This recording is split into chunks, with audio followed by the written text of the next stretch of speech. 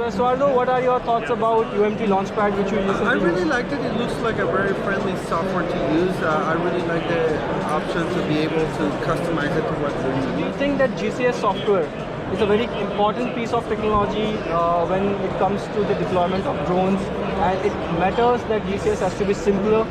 Definitely it is. I mean, it's one of the hardest part for users to do is trying to deal with the GCS. So we are trying to understand the value which is being created by using 4G technology or LTE technology in drones. Yeah. So Ryan, what are your thoughts on that? So the main way that we utilized it for launch was for fleet management.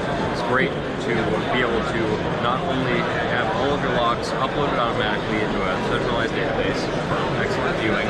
Ontario Mission Control is the flight application that we use for planning flights, and the Ontario Suite is where we actually store all of these logs and information about the drones. It can help, especially in the event that you have a big fleet of aircraft. So let's say I have like 100 drones. It's very difficult to manage as a service provider or as a single owner, right? Especially if you're remote to all of your pilots. Say you have drones all across the country or across the world. They can be very, very difficult managing when those need repairs, if there's some sort of incident, being able to log that effectively. It's not the case if you have LTE connectivity and you're able to upload those flights. There's a centralized place that you can get all that. Right.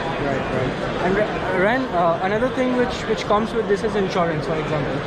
It's very difficult to claim insurance once the drone is crashed and the data is lost with the drone. So do you see that as an application? Yeah, definitely. Say in the event that a log is partially uploaded after the drone is a total loss and goes in a drink or something like that. In that case, it may be the only option for you to get logs, at least partial logs from that aircraft, and sort of absolve the pilot of any wrong. That is an excellent use case. And what about BV loss? That is becoming really, really popular.